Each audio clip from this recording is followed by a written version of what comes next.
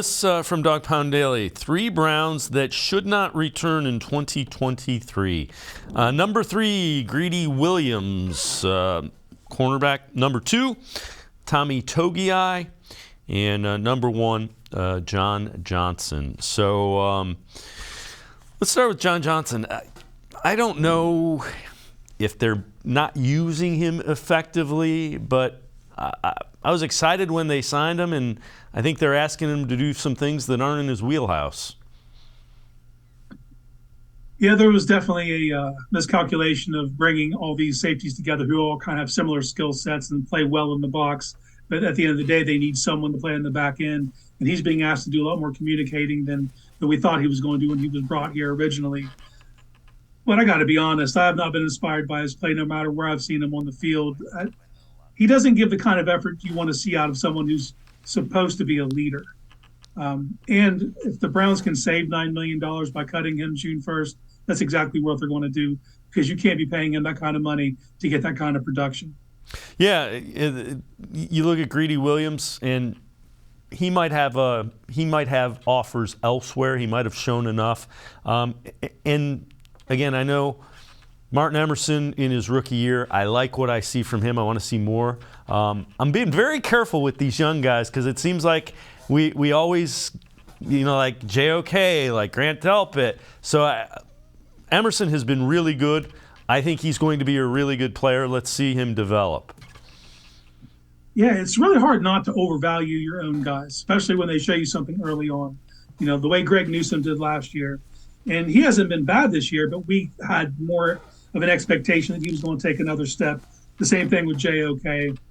So it's hard to kind of temper yourself, even though you're seeing these kind of things out of Martin Emerson, to, just slow your roll, let him develop at his own pace, and don't try to thrust him into the next tier up.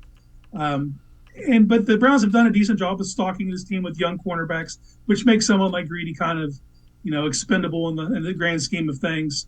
And with his shoulder issues, that's not something you want to kind of get into a long-term relationship with. So I think it's a pretty sure bet that they move on from him.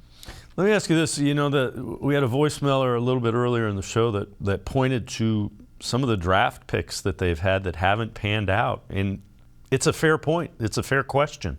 Your third-round picks, Elliott, Phillips, your second-round picks, Delpit, even JOK. There have been a lot of picks that have not panned out the last couple of years or haven't developed as quickly as you need them to.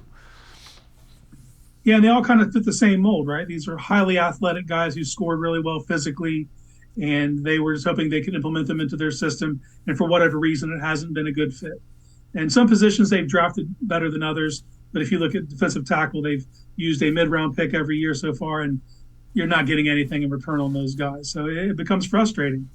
Someone like Phillips is an excellent physical specimen, can do all the things sideline to sideline, but he doesn't have a natural feel for the running game, so he finds himself out of position, and those guys become liabilities. So at some point, there has to be like a balance and check system to where you definitely want athletic guys, but they have to be able to play football. It's this draft thing that happens every year. So they win the underwear Olympics, but that always does transfer to the field. Yeah, if we were running an obstacle course, we'd be in great shape. Having said that, in fairness, they seem to have identified skill sets for cornerbacks. They need to apply that to linebacker and defensive tackle, and I think we're okay at that point. Yeah, I think they also have to be willing to use a higher asset on some of those positions, because this mid-round stuff for defensive tackle is not getting it. So they need to take a stab a little further up in the draft.